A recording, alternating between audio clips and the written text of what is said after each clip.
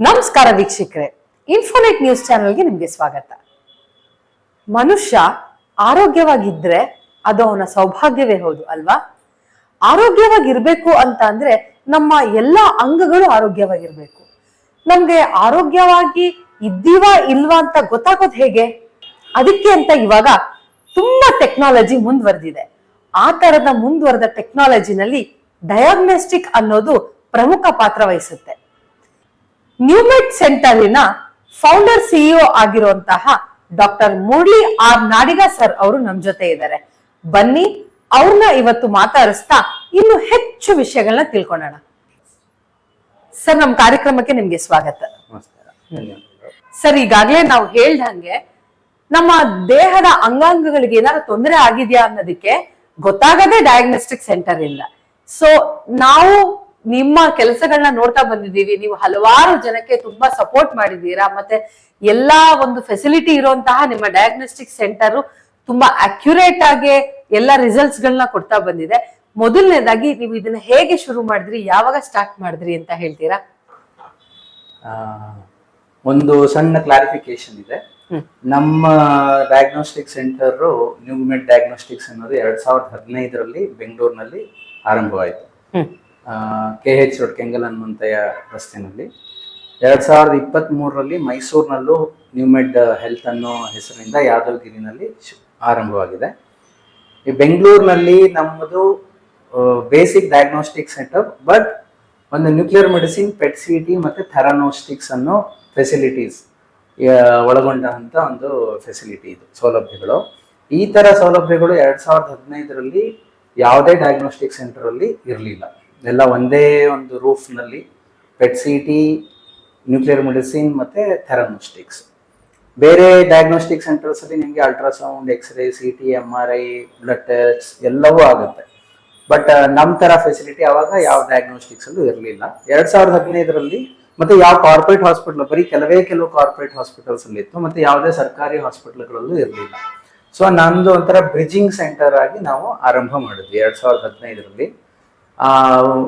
Probably ಕರ್ನಾಟಕದಲ್ಲಿ ಅಥವಾ ದಕ್ಷಿಣ ಭಾರತದಲ್ಲಿ ಅಥವಾ ಇಡೀ ದೇಶದಲ್ಲೇ ಆ ಸಮಯದಲ್ಲಿ ಔಟ್ಸೈಡ್ ಎ ಹಾಸ್ಪಿಟಲ್ ಈ ಥರ ನ್ಯೂಕ್ಲಿಯರ್ ಮೆಡಿಸಿನ್, ಪೆಟ್ CT ಮತ್ತು ಥೆರಾನೋಸ್ಟಿಕ್ಸ್ ಫೆಸಿಲಿಟಿ ಶುರು ಮಾಡಿದ್ದು ನಾವು ಮೊದಲನೇದಾಗಿ ಅಂತ ಹೇಳಬೇಕು. ಇದರ ವಿಶೇಷತೆ ಏನು ಅಂತ ಹೇಳಿದ್ರೆ, ಇದರೊಳಗೆ ನಾವು ಐಸೋಟೋಪ್ಸ್ಗಳನ್ನ ಉಪಯೋಗಿಸ್ತೀವಿ, ವಿಕಿರಣ ಹೊಮ್ಮಿಸುವಂತ. ವಿಶೇಷತೆ ಏನು ಅಂದ್ರೆ, ನಮ್ಮ ವಿಶೇಷತೆ ಏನು ಅಂತ ಹೇಳಿದ್ರೆ, ನಾವು ಶಾರ್ಟ್ ಲೀವ್ಡ್ ರೇಡಿಯೋ ಐಸೋಟೋಪ್ಸ್, ವಿಕಿರಣ ಹೊಮ್ಮುವಂತಹ ಸಬ್ಸ್ಟೆನ್ಸ್ಗಳನ್ನ ಉಪಯೋಗಿಸಿ ಅದನ್ನ ಪೇಷಂಟ್ಗೆ ಬೇರೆ ಬೇರೆ ಸಬ್ಸ್ಟೆನ್ಸ್ಗಳ ಜೊತೆಗೆ, ಫಾರ್ಮಾಸ್ಯೂಟಿಕಲ್ ಟ್ರೇಸರ್ಸ್ ಅಂತ ಹೇಳ್ತೀವಿ, ಆ ಥರ ಅದನ್ನ ಪೇಷಂಟ್ಗೆ ಪೇಷಂಟ್ ರಕ್ತಕ್ಕೆ ನಾವು ಇಂಜೆಕ್ಷನ್ ಕೊಡೋದ್ರ ಮೂಲಕ, ಮೆಜಾರಿಟಿ ಇಂಜೆಕ್ಷನ್ ಕೊಡೋದ್ರ ಮೂಲಕ ಸ್ಕ್ಯಾನ್ ಆರಂಭ ಮಾಡ್ತೀವಿ. ಆ ಪೇಷಂಟ್ ಒಳಗೆ ಈ ರೇಡಿಯೋ ಟ್ರೇಸರ್ ಬೇರೆ ಬೇರೆ ಅಂಗಗಳಿಗೆ ಹೋಗಿ ಹೊರಗೆ ಬರ್ತಿರ್ಬೇಕಾದ್ರೆ ಅಲ್ಲಲ್ಲಿ ಅದು ವಿಕಿರಣವನ್ನು ಹೊಮ್ಮಿಸುತ್ತೆ. ಅದನ್ನ ಕ್ಯಾಪ್ಚರ್ ಮಾಡಿ ನಾವು ಸ್ಕ್ಯಾನ್ಗಳನ್ನ ಡೆವಲಪ್ ಮಾಡ್ತೀವಿ.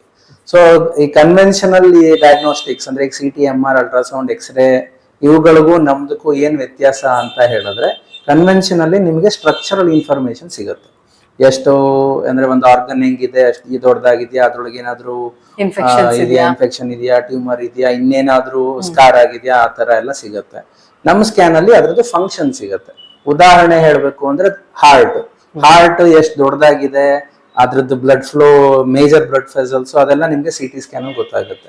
ನಮ್ಗೆ ಟಿಶ್ಯೂ ಬ್ಲಡ್ ಫ್ಲೋ ಅಂತ ಹೇಳ್ತೀವಿ. ಟಿಶ್ಯೂ ಬ್ಲಡ್ ಫ್ಲೋ ಗೊತ್ತಾಗತ್ತು ನಮ್ಮ ಸ್ಕ್ಯಾನ್ ಅಲ್ಲಿ. ಮತ್ತೆ ನಾವು ರೆಸ್ಟಿಂಗ್ ಸ್ಕ್ಯಾನ್ ಮತ್ತೆ ಸ್ಟ್ರೆಸ್ ಸ್ಕ್ಯಾನ್ ಅಂತ ಮಾಡ್ತೀವಿ.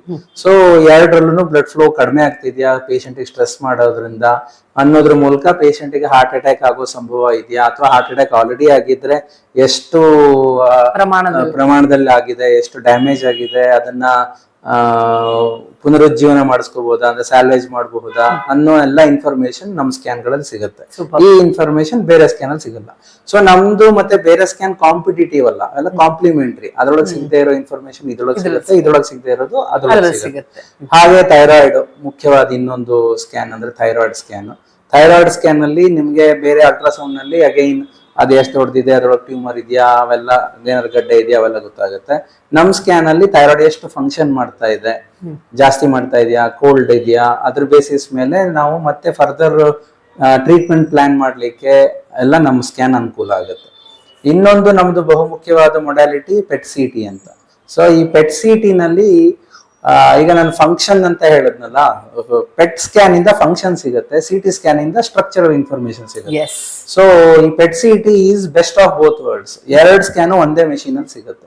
ಸೊ ಇದ್ರದ್ದು ಮೇಜರ್ ಅಡ್ವಾಂಟೇಜಸ್ ಏನು ಅಂದ್ರೆ ಕ್ಯಾನ್ಸರ್ ಇಮೇಜಿಂಗ್ ಅಲ್ಲಿ ಮೋಸ್ಟ್ ಆಫ್ ದ ಕ್ಯಾನ್ಸರ್ಸ್ ಬರೀ ನಮ್ಗೆ ನಾವು ನೋಡ್ತಾ ಇರ್ತೀವಿ, ಅಯ್ಯೋ ಗೊತ್ತೇ ಆಗ್ಲಿಲ್ಲ, ಆಮೇಲೆ ನೋಡಿದ್ರೆ ಅದು ಯಾವ್ದೋ ಅಡ್ವಾನ್ಸ್ ಸ್ಟೇಜ್ ಹೋಗಿತ್ತು ಅಂತ ಎಲ್ಲ ಹೇಳ್ತೀವಲ್ವಾ. ಸೊ ಅದು ಯಾತಕ್ಕೆ ಅಂದ್ರೆ ಸ್ಟ್ರಕ್ಚರಲ್ ಚೇಂಜಸ್ ಆಗೋದಕ್ಕೂ ಮೊದಲು ಮೆಟಬಾಲಿಕ್ ಅಥವಾ ಫಂಕ್ಷನಲ್ ಚೇಂಜಸ್ ಆಗುತ್ತೆ. ಸೊ ಅದಕ್ಕೋಸ್ಕರ ನಮ್ಮ pet C T scan cancer diagnostics, cancer management ಅಲ್ಲಿ ಬಹುಮುಖ್ಯವಾದ ಪಾತ್ರ ವಹಿಸುತ್ತೆ. ಅದಲ್ಲದೆ ನರ್ವ್ಸ್, ನ್ಯೂರೋ ಡಿಜೆನರೇಟಿವ್ ಡಿಸಾರ್ಡರ್ಸ್ ಅಲ್ಲೂ ಎಲ್ಲ ಮುಖ್ಯವಾದ ಪಾತ್ರ ವಹಿಸುತ್ತೆ. ಮತ್ತೆ ಕೆಲವು ಸ್ಪೆಷಲ್ ರೇಡಿಯೋ ಟ್ರೇಸರ್ಸ್ ಇರುತ್ತೆ. ನಮ್ದು ಪೆಟ್ ಸಿ ಟಿ ಅನ್ನೋದು ಒಂದು ಮೆಷಿನ್, ಅಥವಾ ಹಂಗೆ ನ್ಯೂಕ್ಲಿಯರ್ ಮೆಡಿಸಿನ್ ಗಾಮಾ ಕ್ಯಾಮರಾ ಅನ್ನೋದು ಒಂದು ಮೆಷಿನ್. ಬಟ್ ನಾವು ಅದನ್ನ ಬೇರೆ ಬೇರೆ ಆರ್ಗನ್ಸ್ ಗೆ ಬೇರೆ ಬೇರೆ ತರದ್ದು ಫಾರ್ಮಸ್ಯೂಟಿಕಲ್ ಟ್ರೇಸರ್ಸ್ ನ ಉಪಯೋಗಿಸಿ ಒಂದೊಂದು ಆರ್ಗನ್ ಗೆ ಬೇರೆ ಬೇರೆ ತರ ಸ್ಕ್ಯಾನ್ಸ್ ಗಳನ್ನ ಮಾಡ್ತೀವಿ. ಸೊ ನಮ್ ಗಾಮಾ ಕ್ಯಾಮ್ರಾನಲ್ಲಿ ಒಂದು 15-20 ಟೈಪ್ ಆಫ್ ಸ್ಕ್ಯಾನ್ಸ್ ಮಾಡಬಹುದು. ಪೆಟ್ ಸಿ ಟಿ ನಲ್ಲೂ ಒಂದು 5-6 type of pet C T scans ಮಾಡ್ತೀವಿ. ಸೊ ಫಾರ್ ಎಕ್ಸಾಂಪಲ್ ಎಲ್ಲಾ ಟ್ಯೂಮರ್ಸ್ ಒಂದೇ ತರ ಬಿಹೇವ್ ಮಾಡಲ್ಲ. ಸೊ ಪ್ರಾಸ್ಟೇಟ್ ಕ್ಯಾನ್ಸರ್ ಅಂತ ಒಂದು ವೆರೈಟಿ ಇದೆ, ಆಮೇಲೆ ನ್ಯೂರೋ ಎಂಡೋಕ್ರೈನ್ ಟ್ಯೂಮರ್ ಅಂತ ಒಂದು ಪ್ರಭೇದ. ಇವುಗಳಲ್ಲೆಲ್ಲ ನಮ್ಮ ರೊಟೀನ್ ಪೆಟ್ ಸಿ ಟಿ ಉಪಯೋಗ ಆಗೋದಿಲ್ಲ. ಅದಕ್ಕೆ ನಾವು ಸ್ಪೆಷಲ್ ಗ್ಯಾಲಿಯಂ 68 ಜನರೇಟರ್, ಮತ್ತೆ ಅದನ್ನ ಗ್ಯಾಲಿಯಂ 68 ಡೋಟಾನೋ, ಗ್ಯಾಲಿಯಂ 68 PSMA ಅನ್ನೋ ಟ್ರೇಸರ್ಸ್ ಅನ್ನ ಉಪಯೋಗಿಸಿ ನಾವು ಸ್ಕ್ಯಾನ್ ಮಾಡ್ತೀವಿ. ಸೊ ಇವೆಲ್ಲವನ್ನು ಔಟ್ಸೈಡ್ ಹಾಸ್ಪಿಟಲ್ ನಾನು ಫಸ್ಟ್ ಟೈಮ್ ಡಯಾಗ್ನೋಸ್ಟಿಕ್ ಸೆಟಪ್ 2015 ತಗೊಂಡ್ ಬಂದೆ. ಮತ್ತೆ ಇನ್ನೊಂದು ನಮ್ಮದು ವೈಶಿಷ್ಟ್ಯ ಏನು ಅಂದ್ರೆ ಥೆರನೋಸ್ಟಿಕ್ಸ್. ಡಯಾಗ್ನೋಸಿಸ್ ಮಾಡಿ ಅದಕ್ಕೆ ಸರಿಯಾದ ಥೆರಪಿ ಕೊಡೋದು, ಅದನ್ನ ಥೆರನೋಸ್ಟಿಕ್ಸ್ ಅಂತ ಕರೀತೀವಿ. ಸೊ ನಾವು ಅಂದ್ರೆ ನಾವು ಸಾಮಾನ್ಯ ರೋಗಗಳಿಗೆ ಔಷಧಿ ಕೊಡಕ್ ಹೋಗಲ್ಲ. ಒಂಥರ ಅದು ನಮ್ದು ಡಿಸ್ಅಡ್ವಾಂಟೇಜ್ ಅಥವಾ ನಮ್ದು ನ್ಯೂನತೆ ಅನ್ನೋದಕ್ಕಿಂತ ಹೆಚ್ಚಾಗಿ ಅದು ಎಲ್ಲಾ ಕಡೆ ಸಿಗುತ್ತೆ. Special especially cancers, thyroid cancer ಒಂದು ಮುಖ್ಯವಾದ ಪ್ರಬೋಧ, ಆಮೇಲೆ prostate cancer, neuro endocrine cancer, ಇನ್ನೊಂದು ಹೈಪರ್ ಥೈರಾಯ್ಡಿಸಮ್ ಅಂತ. ಇವುಗಳಲ್ಲಿ ಬರೀ ಮೆಡಿಸಿನ್ಸ್, ಬರೀ ಕೀಮೋಥೆರಪಿ ಅಷ್ಟೊಂದು ವರ್ಕ್ ಆಗೋದಿಲ್ಲ. ಅಂತ ಟೈಮಲ್ಲಿ ನಾವು ನಮ್ಮ ಸ್ಪೆಷಲೈಸ್ಡ್ ಇದನ್ನ ಉಪಯೋಗಿಸ್ತೀವಿ. ಸರ್, ಈಗ ಪೆಟ್ ಸ್ಕ್ಯಾನ್ ಬಗ್ಗೆ ಹೇಳಿದ್ರಿ. ಅಫ್ಕೋರ್ಸ್ ಅದ್ರ ಬಗ್ಗೆ ನೀವು ಕ್ಯಾನ್ಸರ್ ಇದಕ್ಕೆ ಡಿಟೆಕ್ಟ್ ಆಗತ್ತೆ ಅಂತ ಯೂಶಲಿ ಈಗ ಡಾಕ್ಟರ್ ಅದನ್ನ ಪ್ರಿಸ್ಕ್ರೈಬ್ ಮಾಡ್ತಾರೆ. ಏನಾರ ಡೌಟ್ ಬಂದಾಗ ಇದನ್ನ ಮಾಡಿಸ್ಕೊಂಡ್ ಬನ್ನಿ ಅಂತ. ಇದು ಸ್ಟೇಜ್ 1 ಇಂದನೂ ಗೊತ್ತಾಗತ್ತಾ, ಹೇಗೆ ಸರ್ ಇದು? ಈಗ pet scan cancer diagnostics management ಅಲ್ಲಿ ತುಂಬಾ ಮುಖ್ಯವಾದ ಪಾತ್ರ ವಹಿಸುತ್ತೆ. ಅಂದ್ರೆ ಹಾಗಂತ ಹೇಳಿ ಅದನ್ನು ಸ್ಕ್ರೀನಿಂಗ್ ಆಗಿ ಉಪಯೋಗಿಸೋದಿಲ್ಲ. ಸ್ಕ್ರೀನಿಂಗ್ ಆಗಿ ನಾವು ಕನ್ವೆನ್ಷನಲಿ ಎಲ್ಲ ನಮ್ದು ಮೇಲ್ಗಡೆ ವಿಸಿಬಲ್ ಆರ್ಗನ್ಸ್ಗೆ ಜಸ್ಟ್ ನೋಡ್ಕೊಳ್ಳೋದೇ ಬೆಸ್ಟ್ ಎಕ್ಸಾಂಪಲ್. ಎಲ್ಲ ಕಡೆ ನಾವು ಅವಾಗ ನೋಡ್ಕೊಳ್ತಾ ಇರಬೇಕು, ಕತ್ತಿಂದ ಕಾಲ್ವರೆಗೂ. ಓಕೆ, ಆಮೇಲೆ ಹೆಂಗಸರಲ್ಲಿ ಎಸ್ಪೆಷಲಿ ಬ್ರೆಸ್ಟ್ ಎಕ್ಸಾಮಿನೇಷನ್ ಬಹುಮುಖ್ಯವಾದ ಪಾತ್ರ ವಹಿಸುತ್ತೆ. ಲಂಪ್ಸ್, ಬ್ರೆಸ್ಟ್ ಲಂಪ್ಸ್ ಎಲ್ಲೇ ಏನೇ ಪೆಥಾಲಜಿಕಲ್ ಲಂಪ್ ಇದೆ, ಏನೋ ಅನ್ಯೂಶುವಲ್ ಹೊಸದಾಗಿ ಏನೋ ಗಡ್ಡೆ ಬಂತು, ಎಲ್ಲೇ ಕಂಕ್ಳೆಲ್ಲ ಇರ್ಬೋದು, ಕತ್ತಲ್ಲಿ ಇರ್ಬೋದು, ಯಾವುದೇ ಇಡೀ ದೇಹದಲ್ಲಿ, ತಕ್ಷಣ ನೀವು ಹತ್ರದ ಡಾಕ್ಟರ್ ಹತ್ರ ಹೋಗ್ಬೇಕು. ಅವರು ಎಕ್ಸಾಮಿನ್ ಮಾಡ್ತಾರೆ. ಇನಿಷಿಯಲಿ ಸ್ಕ್ರೀನಿಂಗಿಗೆ ಅಂದ್ರೆ ಫಾರ್ ಎಕ್ಸಾಂಪಲ್ ಬ್ರೆಸ್ಟ್ ಎಕ್ಸಾಮಿನೇಷನ್ ಆದ್ರೆ ಮ್ಯಾಮೋಗ್ರಾಮ್, ಸೋನೋಗ್ರಾಮ್ ಬೇಕಾಗುತ್ತೆ. ಬೇರೆ ಎಲ್ಲ ಆದ್ರೆ ಜಸ್ಟ್ ಮುಟ್ ನೋಡಿ ಸೂಜಿ ಹಾಕಿ ಟೆಸ್ಟ್ ಮಾಡೋದು, FNAC ಈ ತರ ಎಲ್ಲ ಮಾಡಿ ನೋಡ್ತಾರೆ. ಅದನ್ನ ನಾವು ಸ್ಕ್ರೀನಿಂಗು ಮತ್ತೆ ಇನಿಷಿಯಲ್ ಡಯಾಗ್ನೋಸ್ಟಿಕ್ಸ್ ಅಂತ ಹೇಳ್ತೀವಿ. ಒಂದ್ಸರ್ತಿ ಡಯಾಗ್ನೋಸ್ ಆಯ್ತು ಕ್ಯಾನ್ಸರ್ ಅಂತ ಹೇಳಿದ್ರೆ ಅದರೊಳಗೆ ಮತ್ತೆ clinical stage 1, stage 2, stage 3, stage 4 4 ಕ್ಲಿನಿಕಲಿನೇ ಎಷ್ಟೋ ಸರ್ತಿ ಗೊತ್ತಾಗುತ್ತೆ. ಕ್ಲಿನಿಕಲಿ ಅಂದ್ರೆ ಪೇಷಂಟ್ ನನ್ನ ಹತ್ರ ಬಂದಿದ್ದಾರೆ, ನಾವು ನೋಡುವಾಗಲೇ ಗೊತ್ತಾಗುತ್ತೆ. ಸೊ ಕ್ಲಿನಿಕಲ್ ಸ್ಟೇಜ್ 1 ಕೆಲವು ಕ್ಯಾನ್ಸರ್ಸ್ ಅಲ್ಲಿ ಪೆಟ್ ಸಿ ಟಿ ಅವಶ್ಯಕತೆ ಇದೆ, ಎಲ್ಲಾ ಕ್ಯಾನ್ಸರ್ಸ್ ಅಲ್ಲೂ ಅಲ್ಲ. ಬಟ್ ಕ್ಲಿನಿಕಲ್ ಸ್ಟೇಜ್ 2 ಆನ್ವರ್ಡ್ಸ್ ಅಂದ್ರೆ ಯೂಶಲಿ ಅಂದ್ರೆ ನಮ್ ಸಸ್ಪಿಷನ್ ಇರ್ಬೋದು. Clinical stage 1, stage 2, stage 3, stage 4 ಅಂದ್ರೆ ಸಿಂಪಲ್ ಆಗಿ ಹೇಳ್ಬೇಕು ಅಂದ್ರೆ ಸ್ಟೇಜ್ 1 ಅಂದ್ರೆ ಸ್ಮಾಲ್ ಟ್ಯೂಮರು ಯಾವುದೋ ಒಂದು ಪರ್ಟಿಕ್ಯುಲರ್ ಆರ್ಗನ್ ಅಲ್ಲಿ. ಸ್ಟೇಜ್ 2 ಅಂದ್ರೆ ಅದು ಸ್ವಲ್ಪ ದೊಡ್ಡದಿರುತ್ತೆ, ಪ್ಲಸ್ ಅಲ್ಲಿ ಸುತ್ತಮುತ್ತ ಇರೋ ಲಿಂಫ್ ನೋಡ್ಸ್ ಗಳು ಅಲ್ಲಿಗೆ ಹೋಗಿರುತ್ತೆ. ಸ್ಟೇಜ್ 3 ಅಂದ್ರೆ ಅಲ್ಲಿಂದ ಬಿಟ್ಟು ಇನ್ನು ಸ್ವಲ್ಪ ನೆಕ್ಸ್ಟ್ ಆರ್ಗನ್ಸ್ ಗೆ ಹೋಗಿರುತ್ತೆ. ಸ್ಟೇಜ್ 4 ಅಂದ್ರೆ ಇಡೀ ಎಲ್ಲಾ ಕಡೆ ಹರಡ್ಕೊಂಡಿರುತ್ತೆ. ಇದನ್ನ ಸಿಂಪಲ್ ಆಗಿ ನಾವು ಹೇಳ್ಬೋದು. So stage 1 early stage PET CT ಅಷ್ಟೊಂದೇನು ಯೂಸ್ ಆಗಲ್ಲ. Stage 2 onwards majority of the times ಅಲ್ಲಿ ನಾವು ಸ್ಟೇಜ್ 2 ಅಂತ ಅನ್ಕೊಂಡಿರೋದು ಎಷ್ಟೋ ಸರ್ತಿ ಸ್ಟೇಜ್ 3 ಆಗುತ್ತೆ. ಪೆಟ್ ಸಿಟಿ ಸ್ಕ್ಯಾನ್ ಮಾಡಿದ್ಮೇಲೆ ಗೊತ್ತಾಗುತ್ತೆ, ಅಥವಾ ಸ್ಟೇಜ್ 4 ಆಗುತ್ತೆ. ಸೊ ಆ ತರ ಅಪ್ಗ್ರೇಡೇಷನ್ ಆಗೋದ್ರಿಂದ ಪೆಟ್ ಸಿಟಿ ಬಹುಮುಖ್ಯವಾದ ಪಾತ್ರ ವಹಿಸುತ್ತೆ. ಆವಾಗ ನಾವು ಕ್ಯೂರೇಟಿವ್ ಇಂಟೆಂಟ್ ಅಥವಾ ಪ್ಯಾಲಿಯೇಟಿವ್ ಇಂಟೆಂಟ್ ಅಂತ ಹೇಳ್ತೀವಿ. ಈಗ stage 1 stage 2 majority of the cancers ಅಲ್ಲಿ ನಾವು ಅದನ್ನ ಗುಣಪಡಿಸೋ ಉದ್ದೇಶ ಇಟ್ಕೊಂಡು, ಕ್ಯೂರೇಟಿವ್ ಇಂಟೆಂಟ್ ಇಟ್ಕೊಂಡು ನಾವು ಮುಂದುವರಿತೀವಿ. ಸೊ ಸ್ಟೇಜ್ 3 ಸ್ಟೇಜ್ 4 ಆಯ್ತು ಅಂದ್ರೆ ಡಿಪೆಂಡ್ಸ್. ಈಗ ತುಂಬಾ ಬಗೆಯಾದ ಔಷಧಿಗಳು ಬಂದಿರೋದ್ರಿಂದ ಸ್ಟೇಜ್ 4 ಇದ್ರೂ ಎಷ್ಟೊಂದು ನಾವು ಸಾಕಷ್ಟು ಲೈಫ್ ಕೊಡಬಹುದು ಪೇಷಂಟ್ಸಿಗೆ. ಸೊ ಕೈ ಚೆಲ್ಲಿ ಕೊಡೋ ಪ್ರಮೇಯ ಇಲ್ಲ. ಸೊ ನಮ್ಮ ದೇಶದಲ್ಲಿ ಮೆಜಾರಿಟಿ ಇಗ್ನೋರೆನ್ಸ್ ಇಂದಾಗಿ, ಹೆದರಿಕೆಯಿಂದಾಗಿ ಮುಂದೆ ಬರೋದಿಲ್ಲ ಜನ. ಸೊ ಪೆಟ್ ಸಿಟಿದು ನಿಮ್ಮ ಪ್ರಶ್ನೆಗೆ ಸಿಂಪಲ್ ಆಗಿ ಆನ್ಸರ್ ಹೇಳ್ಬೇಕು ಅಂದ್ರೆ stage 1 okay, stage 2 onwards definitely pet city ಬೇಕಾಗತ್ತೆ. ನಾಟ್ ಓನ್ಲಿ ಇನಿಷಿಯಲ್ ಡಯಾಗ್ನೋಸಿಸ್, ಆಮೇಲೆ ಟ್ರೀಟ್ಮೆಂಟ್ ಪ್ಲಾನಿಂಗ್ ಗೆ ಯಾವ ತರ ನಾವು ಟ್ರೀಟ್ಮೆಂಟ್ ಮಾಡ್ಬೋದು, ಕೀಮೊಥೆರಪಿ ಕೊಟ್ಟು ಸರ್ಜರಿ ಮಾಡ್ಬೇಕಾ ಅಥವಾ ಸರ್ಜರಿ ಕೊಟ್ಟು ಟ್ರೀಟ್ಮೆಂಟ್ ಮಾಡ್ಬೇಕಾ, ರೇಡಿಯೋಥೆರಪಿ ಬೇಕಾಗತ್ತೆ ಎಷ್ಟೋ ಸರ್ತಿ. ಆ ರೇಡಿಯೋಥೆರಪಿ ಪ್ಲಾನಿಂಗ್ ಅಲ್ಲಿ ಹೇಗೆ ಫೀಲ್ಡ್ ಅನ್ನ ಡಿಸೈಡ್ ಮಾಡೋದು, ಈ ತರ ಎಲ್ಲರಿಗೂ ಪೆಟ್ ಸಿಟಿ ಪಾತ್ರ ವಹಿಸ್ತಾ ಹೋಗುತ್ತೆ. ಎಂಡೋಕ್ರೈನಾಲಜಿನಲ್ಲಿ ಒಂದು ಇದಾಗತ್ತೆ ಆರ್ಗನ್, ಮತ್ತೆ ಅದು ಸೆಕ್ರೇಟ್ ಆಗೋದ್ರಲ್ಲಿ ಪ್ರಾಬ್ಲಮ್ ಇರುತ್ತೆ. ಬಟ್ ಇದು ಕ್ಯಾನ್ಸರ್ ಲೆವೆಲ್ ಇರುತ್ತೆ ಅನ್ನೋದು ನಾವು ಇವಾಗ್ಲೇ ಕೇಳಿದ್ದು. ಇದ್ರ ಬಗ್ಗೆ ಒಂದ್ ಸ್ವಲ್ಪ ಹೇಳಿ. ಮತ್ತೆ ಇದು ಹೈಪರ್ ಎರಡೂ ಇದ್ದಾಗ್ಲೂ ಆಗತ್ತಾ ಅಥವಾ ಯಾವ್ದನ್ನ ಪರ್ಟಿಕ್ಯುಲರ್ ಆಗಿ ಆಗತ್ತಾ? ಆಮೇಲೆ ಇದಕ್ಕೆ ಏನ್ ಸ್ಟೆಪ್ಸ್ ತಗೋಬೇಕು? ಒಂದು ಮೊದಲನೇ ಪ್ರಶ್ನೆ, ಕ್ಯಾನ್ಸರ್ ಎಲ್ಲೆಲ್ಲಿ ಬರ್ಬೋದು? ಎಸ್, ಕ್ಯಾನ್ಸರ್ ನಮ್ಮ ದೇಹದಲ್ಲಿರೋ ಎಲ್ಲಾ ಅಂಗಗಳಲ್ಲೂ ಬರ್ಬೋದು.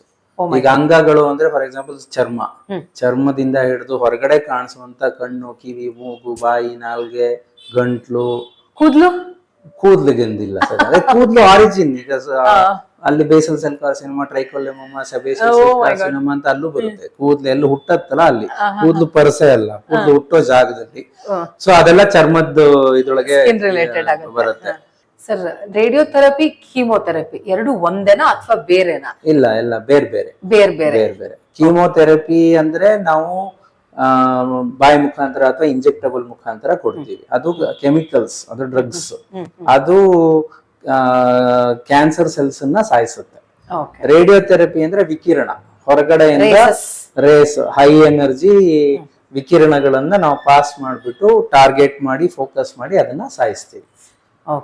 ಸೊ ನಮ್ಮದು ನ್ಯೂಕ್ಲಿಯರ್ ಮೆಡಿಸಿನ್ ಥೆರಪಿ ಅಂತ ಏನ್ ಹೇಳಿದ್ನೋ ಅದು ಇಂಟರ್ನಲ್ ರೇಡಿಯೋಥೆರಪಿ ಅಂತಾನೂ ಕೆಲವರು ಹೇಳ್ತಾರೆ. ಅಂದ್ರೆ ನಾವು ವಿಕಿರಣವನ್ನ ಕೊಡೋದ್ರಿಂದ ನಾವು ಸಿಸ್ಟಮಿಕ್ ಆಗಿ ಕೊಡ್ತೀವಿ, IV ಅಥವಾ ಓರಲಿ. ಅದು ಒಳಗಡೆ ಹೋಗಿ ಎಲ್ಲೆಲ್ಲಿ ಕ್ಯಾನ್ಸರ್ ಹರಡ್ಕೊಂಡಿರುತ್ತೋ ಅಲ್ಲಿ ಒಳಗಡೆಯಿಂದ ಸಾಯಿಸುತ್ತೆ. ಸೊ ಅದನ್ನ ಇಂಟರ್ನಲ್ ರೇಡಿಯೋಥೆರಪಿ ಅಂತೀವಿ. ಆರ್ಡಿನರಿ ಬರೀ ರೇಡಿಯೋಥೆರಪಿ ಅಂದ್ರೆ ಅದು ಎಕ್ಸ್ಟರ್ನಲ್ ಬೀಮ್ ರೇಡಿಯೋಥೆರಪಿ ಅಂತ. ಸರ್, ಎಲ್ಲಾರ್ಗು ಕ್ಯಾನ್ಸರ್ ಅಂದ್ರೆ ಬ್ರೆಸ್ಟ್ ಕ್ಯಾನ್ಸರ್, ಬ್ಲಡ್ ಕ್ಯಾನ್ಸರ್ ಇದು ಮಾತ್ರ ಗೊತ್ತಿರುತ್ತೆ ಜನರಲಿ, ಅಥವಾ ಆರ್ಗಾನಿಕ್, ಎಸ್ಪೆಷಲಿ ಸರ್ವೈಕಲ್ ಕ್ಯಾನ್ಸರ್ ಅಂತ. ನೀವು ಒಂದು ಮೆನ್ಷನ್ ಮಾಡಿದ್ರಿ ಥೈರಾಯ್ಡ್. ಸೊ ಥೈರಾಯ್ಡ್ ನ ಜನರಲ್ ಆಗಿ ಏನ್ ಅನ್ಕೊಂತಾರೆ ಒಂದು. ಸೊ ಮತ್ತೆ ಒಂದೊಂದು ಆರ್ಗನ್ ಅಲ್ಲೂ ಅನೇಕವಾದ ವಿಧದ್ದು ಕ್ಯಾನ್ಸರ್ ಬರುತ್ತೆ. ಈಗ ಚರ್ಮ ಫಾರ್ ಎಕ್ಸಾಂಪಲ್ ತಗೊಂಡ್ರೆ ಅದರೊಳಗೆ basal cell, squamous cell, melanoma, sebaceous carcinoma, ಈ ತರ ಬೇರೆ. ಹಾಗೆ ಗಂಟ್ಲಲ್ಲಿ ತಗೊಂಡ್ರೆ ನೀವು ಎಲ್ಲೆಲ್ಲಿ ನೋಡ್ತಾ ಏನೇನ್ ವಿಭಾಗ ಮಾಡ್ಕೋತಾ ಹೋಗ್ಬೋದು, ಎಲ್ಲ ಕಡೆ ತುಟಿ, ನಾಲ್ಗೆ, ಹಲ್ಲು, ಜಿಂಜೀವ ಎಲ್ಲ ಕಡೆ ಬರ್ತಾ ಹೋಗುತ್ತೆ. ಬಕ್ಕಲ್ ಮ್ಯೂಕೋಸ ಅಂತ ಹೇಳ್ತೀವಿ. ಮತ್ತೆ ಅಫ್ಕೋರ್ಸ್ ಹೆಂಗಸರಲ್ಲಿ ಬ್ರೆಸ್ಟ್ಸು, ಸರ್ವಿಕ್ಸು, ಗರ್ಭಕೋಶದ ಕಂಠ ಅಂತೀವಲ್ಲ ಅದು ಸರ್ವಿಕ್ಸು. ಗಂಡಸರಲ್ಲಿ ಲಂಗ್ಸು, ಪ್ರಾಸ್ಟೇಟು, ಸ್ಟಮಕ್. ಈಗ ಒಳಗಡೆ ಹೊರಗಡೆ ಆರ್ಗನ್ಸ್ ಇದಾಗೋಯ್ತು. ಒಳಗಡೆ ನಮ್ಗೆ ಗಂಟ್ಲಿಂದ ನೆಕ್ಸ್ಟ್ ಅನ್ನನಾಳ ಇದೆ, ಈಸೋಫೇಗಸ್ ಅದು ಅನ್ನನಾಳ, ನೆಕ್ಸ್ಟ್ ಸ್ಟಮಕ್, ಜಠರ, ಆಮೇಲೆ ಸಣ್ಣ ಕರಳು, ದೊಡ್ಡ ಕರಳು, ಆಮೇಲೆ ಗುದದ್ವಾರ. ಎಲ್ಲಾ ಕಡೆನೂ ಬಗೆಯಾದ ಕ್ಯಾನ್ಸರ್ಗಳು ಬರುತ್ತೆ. ಒಂದೇ ಟೈಪ್, ಒಂದು ಕ್ಯಾನ್ಸರ್ ಒಂದೇ ಟೈಪ್ ಅಂತಲ್ಲ, ಕ್ಯಾನ್ಸರ್ ಅಂದ್ರೆ ಒಂದೇ ಟೈಪ್ ಅಂತ ಅಲ್ಲ. ಸೊ ಹಾಗಿರುವಾಗ ಎಲ್ಲವಕ್ಕೂ ನಾವು ಬರದೇ ಇರೋದಕ್ಕೆ ಏನ್ ಮಾಡ್ಬೋದು ಅನ್ನೋದು ದೊಡ್ಡ ಚಾಲೆಂಜ್. ಸೊ ಬಟ್ ಹೊರಗಡೆಯಿಂದ ಏನ್ ವಿಸಿಬಲ್, ಒಳಗಡೆಯಿಂದ ಎಷ್ಟು ವಿಸಿಬಲ್ ಅವುಗಳಿಗೆಲ್ಲ ನಾವು ಸ್ಕ್ರೀನಿಂಗ್ ಟೆಸ್ಟ್ ಅಂತ ಮಾಡ್ಕೋಬಹುದು. ಇನ್ನು ನಿಮ್ದು ಎರಡನೇ ಪ್ರಶ್ನೆ ಥೈರಾಯ್ಡ್.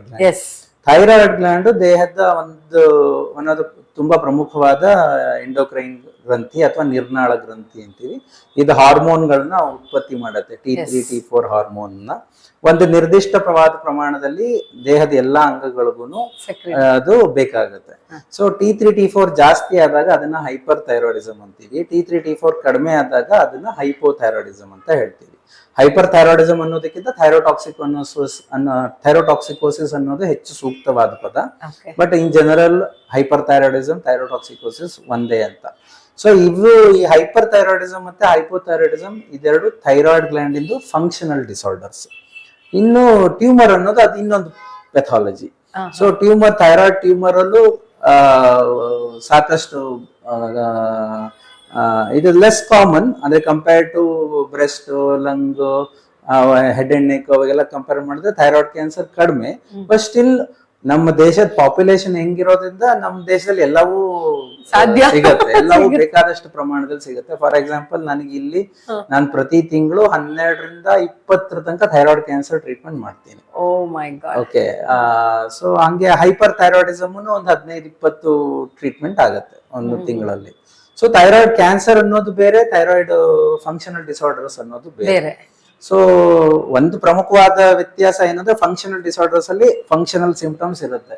ಈಗ ಹೈಪರ್ ಥೈರಾಯ್ಡಿಸಮ್ ಆದಾಗ ಅವ್ರಿಗೆ ಮುಖ್ಯವಾಗಿ ತೂಕ ಕಡಿಮೆ ಆಗೋದು, ಬೆವರಜ್ ಜಾಸ್ತಿ, ಕೂದಲು ಉದುರೋದು, ಹಸು ಜಾಸ್ತಿ ಆಗುತ್ತೆ, ಕೈ ಕಾಲು ನಡ್ಗೋದು, ಹಾರ್ಟ್ ರೇಟ್ ಜಾಸ್ತಿ ಆಗೋದು, ಈ ತರ ಎಲ್ಲ ಆಗುತ್ತೆ. ಹೈಪೋಥೈರಾಯ್ಡಿಸಮ್ ಅಂದ್ರೆ ಇದ್ರ ಆಪೋಸಿಟ್ ಸಿಂಪ್ಟಮ್ಸ್. ಹಸುವಾಗಲ್ಲ, ಬಟ್ ತೂಕ ಜಾಸ್ತಿ ಆಗುತ್ತೆ, ಕಾನ್ಸ್ಟಿಪೇಷನ್ನು, ಬ್ಲೀಡಿಂಗ್ ಜಾಸ್ತಿ ಆಗುತ್ತೆ, ನಿದ್ದೆ ಜಾಸ್ತಿ ಆಗುತ್ತೆ, ಸ್ಕಿನ್ ಎಲ್ಲ ಡ್ರೈ ಆಗುತ್ತೆ, ಚಳಿ ತಡ್ಕೊಳಕ್ ಆಗಲ್ಲ, ಈ ತರ ಇದು ಹೈಪೋಥೈರಾಯ್ಡಿಸಮ್. ಥೈರಾಯ್ಡ್ ಕ್ಯಾನ್ಸರ್ ಅಲ್ಲಿ ಯೂಶಲಿ ಸಿಂಪ್ಟಮ್ಸ್ ಇರಲ್ಲ, ಯೂಶಲಿ ಗಡ್ಡೆ ತರ ಇರುತ್ತೆ. ಸೊ ಅವಾಗ ಅದೇ ಅಲ್ಟ್ರಾಸೌಂಡ್ ಮಾಡ್ಬಿಟ್ಟು ನಾನು FNAC ಅಂತ ಪ್ರೀವಿಯಸ್ಲಿ ಏನ್ ಹೇಳದ್ನೋ ಅಲ್ಟ್ರಾಸೌಂಡ್ FNAC ಮಾಡಿ ಆಮೇಲೆ ಮುಂದುವರಿಬೇಕು. Is there any misconception like ನಿಮ್ ಹತ್ರ ಬಂದಿರೋ ಪೇಷಂಟ್ ಟಾನ್ಸಿಲೈಟಿಸ್ ಥೈರಾಯ್ಡ್ ಗೊತ್ತಾಗದೆ, ಯಾಕೆಂದ್ರೆ ಗಡ್ಡೆ ತರ ಅಂತ ನೀವು ಹೇಳಿದ್ದಕ್ಕೆ ನಾನು ಕೇಳ್ತಿದ್ದೀನಿ, ಆ ತರ ಚಾನ್ಸಸ್ ಇದೆಯಾ ಅದ್ ಆಮೇಲೆ ಅದು ಕ್ಯಾನ್ಸರ್ ಆಗಿ ಇದೆ ಅನ್ನೋ ತರ? ಅಂದ್ರೆ for example they think that it's A tonsillitis. ಅದೇ ಆಗತ್ತೆ, ಈ ತರ ಸುಮಾರು ಆಗತ್ತೆ. ಆಕ್ಚುಲಿ ಈಗ ಅವೇರ್ನೆಸ್ ಜಾಸ್ತಿ ಆಗದಿರೋದ್ರಿಂದ ಸ್ವಲ್ಪ ಕಡಿಮೆ. ಬಟ್ ನಮ್ ದೇಶದಲ್ಲಿ ಹಳ್ಳಿ ಕಡೆ ಟಾನ್ಸಿಲ್ ಯಾಕೆ, ಈವನ್ ಬ್ರೆಸ್ಟ್ ಗಡ್ಡೆನೆ ಎಷ್ಟೋ ಸರ್ತಿ ಸೊ ಬಿನೈನ್ ಅಂತ. ಈಗ ಫಾರ್ ಎಕ್ಸಾಂಪಲ್ ಬ್ರೆಸ್ಟ್ಸ್ ಅಲ್ಲಿ ಬಿನೈನ್ ಫೈಬ್ರೋಡಿನೋಮಾ ತುಂಬಾ ತುಂಬಾ ಕಾಮನ್. ಕ್ಯಾನ್ಸರ್ ಅದರೊಳಗಾಗೋದು ಕಡಿಮೆನೆ. ಸೊ ಎಷ್ಟೋ ಸರ್ತಿ ಕೆಲವರಿಗೆ ಬಿನೈನ್ ಇರುತ್ತೆ, ಮ್ಯಾಲಿಗ್ನೆಂಟು ಇರುತ್ತೆ. ಎಷ್ಟೋ ಸರ್ತಿ ಹಾಲು ಕುಡಿಸ್ತಿರ್ಬೇಕಾರೆ, ಎಸ್ಪೆಷಲಿ ಹಾಲು ಕುಡಿಸ್ತಾ ಇರೋ ತಾಯಂದ್ರಿಗೆ ಸ್ವಲ್ಪ ಬ್ರೆಸ್ಟ್ ಅಲ್ಲಿ ಗಡ್ಡೆ ಇದ್ದೇ ಇರುತ್ತೆ, ಅದನ್ನ ಇಗ್ನೋರ್ ಮಾಡೋ ಚಾನ್ಸಸ್ ಇರುತ್ತೆ. ಸೊ ಅವಾಗ ಇಗ್ನೋರ್ ಮಾಡಿರ್ತಾರೆ ಎಷ್ಟೋ ಜನ. ಆಮೇಲೆ ಒಂದ್ 5-6 ತಿಂಗಳು ಬಿಟ್ಮೇಲೆ ಗೊತ್ತಾಗುತ್ತೆ ಅದು ಕ್ಯಾನ್ಸರ್ ಆಗಿದೆ ಅಂತ. ಸೊ ಹಂಗೆ ಎಲ್ಲಾ ಕಡೆನೂ ಅಷ್ಟೇ, ಗಡ್ಡೆಗಳು ಬಿನೈನ್ ಅಂತಾನೆ ಫಸ್ಟ್ ಅನ್ಕೊಳ್ತೀವಿ, ಆಮೇಲೆ ಇಗ್ನೋರ್ ಮಾಡ್ತಾ ಅದು ದೊಡ್ಡದಾಗ್ತಾ ಹೋಗುತ್ತೆ, ಆವಾಗ ಡೌಟ್ ಬರುತ್ತೆ, ಆಮೇಲೆ ಕ್ಯಾನ್ಸರ್ ಅಂತ ಗೊತ್ತಾಗುತ್ತೆ. ಸರ್, ಈಗ ಯಾವ್ದೇ ಮನುಷ್ಯಂಗೆ ಯಾವ್ದೇ ಕಾಯಿಲೆ ಬಂದ್ರು ಮೊದಲು ಮನಸ್ಥಿತಿ ಅಂದ್ರೆ ಅವ್ರು ಸಖತ್ ಕುಗ್ಗ್ ಹೋಗ್ತಾರೆ, ಆಮೇಲೆ ನಿಮ್ ಹತ್ರ ಟ್ರೀಟ್ಮೆಂಟ್ ತಗೊಂತಿರ್ತಾರೆ. ಫಸ್ಟ್ ಥಿಂಗ್ ಅವ್ರ ಮನಸ್ಥಿತಿ ಹೇಗಿರುತ್ತೆ, how will you counsel them? ಆಮೇಲೆ ಎರಡನೇದು, ಈ ತರದ್ದು ಅಂದ್ರೆ ಈ ತರ ಪ್ರಾಬ್ಲಮ್ ಇದ್ದೂನು ಓವರ್ಕಮ್ ಮಾಡಿರುವಂತ ಯಾರನ್ನ ಪೇಷಂಟ್ಸ್ ಇದಾರಾ? ಇರ್ತಾರೆ. ಈಗ ನಮ್ದು ಫೆಸಿಲಿಟಿ ಏನಂದ್ರೆ ನಾವು ಪ್ರೈಮರಿ ಇಂಟು ಡಯಾಗ್ನೋಸ್ಟಿಕ್ಸ್. ಸೊ ನಾವು ಟ್ರೀಟ್ಮೆಂಟ್ ಪಾರ್ಟ್ಗೆ ಅಷ್ಟು ಹೋಗಲ್ಲ, ಅಂದ್ರೆ ಮೆಜಾರಿಟಿ ಕ್ಯಾನ್ಸರ್ಸ್ಗೆ ನಾವು ಟ್ರೀಟ್ಮೆಂಟ್ ಕೊಡೋದಿಲ್ಲ. ನಮ್ಮ ಹತ್ರ ಈಗ ನಾನು ಹೇಳೋದಲ್ಲ, ನಂದು ಬ್ರಿಡ್ಜ್, ಬೇರೆ ಕಡೆ ಇಲ್ಲದೆ ಇರೋ ಫೆಸಿಲಿಟಿ ನನ್ನ ಹತ್ರ ಇದೆ. ಸೊ ಹಂಗಾಗಿ ಪೇಷಂಟ್ಸ್ ಬೇರೆ ಬೇರೆ ಕಡೆಯಿಂದ ಬರ್ತಾರೆ, ಸ್ಕ್ಯಾನ್ ಮಾಡಿಸ್ಕೊಂಡ್ಮೇಲೆ ನಾವು ಸ್ಟೇಜಿಂಗು ಎಲ್ಲೆಲ್ಲಿದೆ ಡಿಸೀಸ್ ಅವೆಲ್ಲ ಹೇಳ್ತೀವಿ. ಅಥವಾ ಕೆಲವು ಸರ್ತಿ ಅವ್ರು ಟ್ರೀಟ್ಮೆಂಟ್ ತೊಗೊಳ್ತಿರ್ಬೇಕಾದ್ರೆ ಎಷ್ಟು ರೆಸ್ಪಾಂಡ್ ಆಗಿದೆ, ಎಷ್ಟು ರೆಸ್ಪಾಂಡ್ ಆಗಿಲ್ಲ ಅನ್ನೋ ಇನ್ಫಾರ್ಮೇಶನ್ ಕೊಡ್ತೀವಿ. ಆಮೇಲೆ ನೆಕ್ಸ್ಟ್ ಫಾಲೋ ಅಪ್. ಈಗ ಸಪೋಸ್ ಎಲ್ಲ ಇನಿಷಿಯಲ್ ಟ್ರೀಟ್ಮೆಂಟ್ ಎಲ್ಲ ಮುಗಿದು ಪೇಷಂಟ್ ಗುಣಮುಖ ಆಗಿದ್ದಾನೆ, ಅವ್ನು ಫಾಲೋ ಅಪ್ ಮಾಡೋದಕ್ಕೆ ಪೆಟ್ ಸಿಟಿನೇ best diagnostics. Majority solid organ cancers ಅಂತೀವಿ. ಅಂದ್ರೆ ಈಗೆಲ್ಲ ನಮ್ ಕಣ್ಣಿಗೆ ಕಾಣಿಸೋದೆಲ್ಲ ಏನಿದೆ ಅವೆಲ್ಲ solid organs. So most of the solid organ cancers ಗೆ PET CT is the investigation of choice in the follow up. So ನಾವು ಸ್ಕ್ಯಾನ್ ಮಾಡಿ ಕಳಿಸ್ಕೊಡ್ತೀವಿ. ಸೊ ಈಗ ಫಾಲೋ ಅಪ್ ಅಲ್ಲಿ ಬರ್ತಿದ್ದಾರೆ ಅಂದ್ರೆ ಅವ್ರು ಕ್ಯಾನ್ಸರ್ ಗೆದ್ದೋರೆ ಆಗಿರ್ತಾರ. ಸೊ ಈಗ ನಮ್ಮಲ್ಲಿ ಟ್ರೀಟ್ಮೆಂಟ್ ಆಪ್ಷನ್ಸ್ ಇದೆ, ಅಫೋರ್ಡಬಿಲಿಟಿ ಇದೆ, ಬೇಗ ಡಯಾಗ್ನೋಸ್ ಮಾಡ್ತೀವಿ. ಸೊ ಡೆಫಿನೆಟ್ಲಿ ಇದಾರೆ. ಮನಸ್ಸು ಕುಗ್ಗತ್ತೆ ಇನಿಷಿಯಲಿ, ಬಟ್ ಯಾವುದೇ ಒಂದು ಅನ್ಎಕ್ಸ್ಪೆಕ್ಟೆಡ್ ಇವೆಂಟ್ ಆದಾಗ್ಲೂ ಮನುಷ್ಯ 4 ಸ್ಟೇಜಸ್ ಅಲ್ಲಿ ಹೋಗ್ತಾನಂತೆ. ಫಸ್ಟ್ ಹೆದರಿಕೆ, ಕುಗ್ಗದು, ಮನಸ್ಥೈರ್ಯ ಕುಗ್ಗದು ಎಲ್ಲ. ಆಮೇಲೆ ನನ್ಗೆ ಯಾಕೆ, ನಾನೇನ್ ಮಾಡಿದ್ದೆ, ನಾನು ಯಾರಿಗೇನ್ ಮಾಡಿದ್ದೆ ಅಂತ ಪ್ರಶ್ನೆ ಬರುತ್ತೆ. ಹೌದು. ಮೂರನೇದು ಎಲ್ಲ ಬಿಟ್ಟು ನನ್ಗೇನು ಬೇಕಾಗಿಲ್ಲ ಅಂತ ಎಲ್ಲವನ್ನು ಬಿಟ್ಟು ಹೋಗೋಣ ಅಂತ ಇದಕ್ಕೆ ಹೋಗ್ತಾರೆ. ಲಾಸ್ಟ್ ಅಲ್ಲಿ ಅವ್ರು ಅಕ್ಸೆಪ್ಟ್ ಮಾಡ್ತಾರೆ. ಒಂದ್ಸರ್ತಿ ನೀವು ಅಕ್ಸೆಪ್ಟ್ ಮಾಡಿದ್ರೆ ಆ ಸ್ಟೇಜ್ ಬೇಗ ಹೋಗ್ಬೇಕು ನೀವು ಅಷ್ಟೇ, ಅಕ್ಸೆಪ್ಟೆನ್ಸ್. ಸೊ ಇದು ಈಗ ಕ್ಯಾನ್ಸರ್ ಆಗ್ಲಿ ಯಾವ್ದೇ ರೋಗಗಳಾಗ್ಲಿ ಎಷ್ಟು ಕಾಮನ್ ಆಗಿದೆ ಅಂದ್ರೆ ನಮ್ಮ ಈಗಿರೋ ಬದುಕ್ತಾ ಇರೋ ಸ್ಥಿತಿನಲ್ಲಿ ಸುತ್ತಮುತ್ತ ನಮ್ಗೆಲ್ಲರೂ ಕಂಡೇ ಕಾಣ್ತಾರೆ. ಸೊ ನಾವು ಬೇರೆ ಕಷ್ಟದಲ್ಲಿದ್ದಾಗ ಬೇರೆ ನಮ್ಗಿಂತ ಕಷ್ಟದಲ್ಲಿರೋದ ನಾವು ಸ್ಫೂರ್ತಿ ತಗೋಬೇಕು. ಅದೊಂದು ಹಳೆ ಗಾದೆ ಇದೆಯಲ್ಲ, ನಾನ್ ನೋಡಿ ಆತರ. ಸೊ ಬೇಗ ನೀವು ಅಕ್ಸೆಪ್ಟ್ ಮಾಡ್ಕೊಂಡು ಮುಂದುವರಿಬೇಕು ಮನಸ್ಸು. ನಾವು ಆಕ್ಚುಲಿ ಕೌನ್ಸಿಲಿಂಗ್ ನಾನು ಥೈರಾಯ್ಡ್ ಕ್ಯಾನ್ಸರ್ಗೆ ಸಂಬಂಧಪಟ್ಟಂಗೆ ನಾನು ಮಾಡ್ತೀನಿ. ಸೊ ಬಟ್ ಬೇರೆ ಕ್ಯಾನ್ಸರ್ಸ್ ಆಯಾ ಸ್ಪೆಷಲಿಸ್ಟ್. ಮತ್ತೆ ಈಗ ನಮ್ಮ ಮಾಡರ್ನ್ ಮೆಡಿಸಿನ್ ಅಲ್ಲಿ ಎಲ್ಲವೂ ತುಂಬಾ ಸ್ಪೆಷಲೈಸೇಷನ್ ಆಗಿರೋದ್ರಿಂದ ನಾವು ಎಲ್ಲಾದ್ರ ಜೊತೆಗೂ ಅಷ್ಟೇ ಲೆವೆಲ್ ಆಫ್ ಇದನ್ನ ಅಪ್ಡೇಟೆಡ್ ಆಗಿರೋದು ಕಷ್ಟ. ಸೊ ನಮ್ ಫೀಲ್ಡ್ ಅಲ್ಲಿ ನಾವು ಇರಬೇಕು. ಸೊ ನಾವು ಅದ್ರಲ್ಲಿ ಇರ್ತೀವಿ. Sir, apart from this pet scan, what are the other, ನೀವು ಆಲ್ರೆಡಿ ಎಷ್ಟೊಂದು ಮೆನ್ಷನ್ ಮಾಡಿದ್ರಿ, ಇನ್ನ ಬೇರೆ ಯಾವ್ಯಾವ ತರದ್ದು ಫೆಸಿಲಿಟೀಸ್ ಅಂತ ಒಂದ್ ಸತಿ ಹೇಳಿದ್ರೆ ವೀಕ್ಷಕರಿಗೆ ಇಲ್ಲಿ ಈ ತರ ಫೆಸಿಲಿಟಿ ಸಿಗತ್ತೆ ಅನ್ನೋದು ಅವ್ರಿಗೆ ಗೊತ್ತಾಗತ್ತೆ. ನಮ್ದು ಇಲ್ಲಿ ಬೆಂಗಳೂರು ಸೆಂಟರ್ ಅಲ್ಲಿ ಇನ್ನೊಂದು ಮುಖ್ಯವಾದ facility nuclear medicine. So general nuclear medicine, ಅದಕ್ಕೆ ಒಂದು ನಾವು ಮೆಷಿನ್ ಹೇಳ್ತೀವಿ, ಗ್ಯಾಮಾ ಕ್ಯಾಮರಾ ಅಥವಾ ಸ್ಪೆಕ್ಟ್ ಗ್ಯಾಮಾ ಕ್ಯಾಮರಾ ಅಂತ. ಸೊ ಇದ್ರೊಳಗೆ ನಾವು ಬೇರೆ ಬೇರೆ ಆರ್ಗನ್ ಇಮೇಜಿಂಗ್ ಮಾಡ್ತೀವಿ. Most common thyroid, kidney problems, heart problems, ಮತ್ತೆ ಸಮ್ಟೈಮ್ಸ್ ಬ್ರೈನ್ ಪ್ರಾಬ್ಲಮ್ಸ್, ಮತ್ತೆ special gallbladder, liver, HIDA, gallbladder ejection fraction ಅಂತ ಇದೆ, ಲಿಂಫೋಸಿಂಟಿಗ್ರಫಿ ಅಂತ ಇದೆ, ಮತ್ತೆ ಕೈಲೋಥೊರಾಕ್ಸ್, ಆ ತರ ಬೇರೆ ಬೇರೆ ಸ್ಕ್ಯಾನ್ಸ್ ಇದೆ. ಸೊ ಇದ್ರೊಳಗೆ ಮುಖ್ಯವಾದ ಸ್ಕ್ಯಾನ್ ಒಂದು ಕಿಡ್ನಿದು. ಕಿಡ್ನಿನಲ್ಲಿ ಏನಾಗತ್ತೆ, ಸಣ್ಣ ಮಕ್ಕಳು ಹುಟ್ಟಿದಾಗ ನೀರು ತುಂಬಿಕೊಂಡಿದೆ ಅಂತ ಹೇಳ್ತಾರೆ ಎಷ್ಟೋ ಜನ. ಆಂಟಿನೇಟಲಿನೇ ಅಂದ್ರೆ ಅಲ್ಟ್ರಾಸೌಂಡ್ ಸ್ಕ್ಯಾನ್ ಮಾಡೋವಾಗ್ಲೇನೆ, ಮಗು ಹುಟ್ಟೋದಕ್ಕೂ ಮುಂಚೆನೆ ಹೇಳಿರ್ತಾರೆ ಎಷ್ಟೋ ಸರ್ತಿ, ಒಂದ್ ಕಿಡ್ನಿ ಊದ್ಕೊಂಡಿದೆ, ನೀರ್ ತುಂಬಿಕೊಂಡಿದೆ ಅಂತ. ಸೊ ಮಗು ಡೆಲಿವರಿ ಆದ್ಮೇಲೂ ಮತ್ತೆ ಅಲ್ಟ್ರಾಸೌಂಡ್ ಫಸ್ಟ್ ಮಾಡ್ತಾರೆ. ಅಲ್ಟ್ರಾಸೌಂಡ್ ಫಸ್ಟ್ ಮಾಡಿದಾಗ ಅದು ಕಡಿಮೆ ಆಗಿದೆಯೋ ಹಾಗೆ ಇದೆಯೋ ಅಂತ ನೋಡ್ತಾರೆ. ಸೊ ಈಗ ನೀರ್ ತುಂಬಿಕೊಂಡಿದೆ ಅಂದ್ರೆ ಬೇಸಿಕಲಿ ಅದು ಯೂರಿನ್ ಕಲೆಕ್ಟ್ ಆಗಿದೆ ಅಂತ. ಯಾಕೆ ಕಲೆಕ್ಟ್ ಆಗಿದೆ ಅಲ್ಲಿ, ಅಗೈನ್ ಅಲ್ಟ್ರಾಸೌಂಡ್ ನಲ್ಲಿ ಬರೀ ಕಲೆಕ್ಟ್ ಆಗಿದೆ, ಅದು ಅಬ್ಸ್ಟ್ರಕ್ಟೆಡ್ ನಾನ್ ಅಬ್ಸ್ಟ್ರಕ್ಟೆಡ್ ಅಂದ್ರೆ ಅದಕ್ಕೆ ತಡೆ ಇದೆಯೋ ಇಲ್ವೋ ಅಂತ ಅಷ್ಟು ಕ್ಲಿಯರ್ ಆಗಿ ಗೊತ್ತಾಗಲ್ಲ. ಮತ್ತೆ ಕಿಡ್ನಿಗೆ ಆ ಬ್ಲಾಕ್ ಇರೋದ್ರಿಂದ ಡ್ಯಾಮೇಜ್ ಆಗಿದೆಯಾ, ಕಿಡ್ನಿ ಫಂಕ್ಷನ್ ಕಡಿಮೆ ಆಗಿದೆಯಾ ಇಲ್ವಾ ಅಂತ ಅಲ್ಟ್ರಾಸೌಂಡ್ ಅಲ್ಲಿ ಗೊತ್ತಾಗಲ್ಲ. ಅವಾಗ ನಮ್ಮ ಹತ್ರ ಒಂದು ಸ್ಪೆಷಲೈಸ್ಡ್ ಸ್ಕ್ಯಾನ್, ಇ.ಸಿ ಸ್ಕ್ಯಾನ್ ಅಥವಾ DTPS ಸ್ಕ್ಯಾನ್ ಅಥವಾ ರೀನಲ್ ಡಯೂರಿಟಿಕ್ ಸ್ಕ್ಯಾನ್ ಅಂತ ಹೇಳ್ತೀವಿ ಅದನ್ನ. ಸೊ ಟೆಕ್ನಿಕಲಿ ಸೊ ಆ ತರ ಸ್ಕ್ಯಾನ್ ಗಳಿಗೆ ಮಕ್ಕಳು ಬರ್ತಾರೆ. ಈವನ್ ದೊಡ್ಡವರಲ್ಲೂ ಕೆಲವು ಸರ್ತಿ ಆಂಟಿನೇಟಲ್ ಸ್ಕ್ಯಾನ್, ಪೋಸ್ಟ್ನೇಟಲ್ ಸ್ಕ್ಯಾನ್ ಮಿಸ್ ಆಗಿರುತ್ತೆ. ಸೊ ಅಂತವ್ರು ದೊಡ್ಡವರಿದ್ದಾಗ್ಲೂ ಬರ್ತಾರೆ.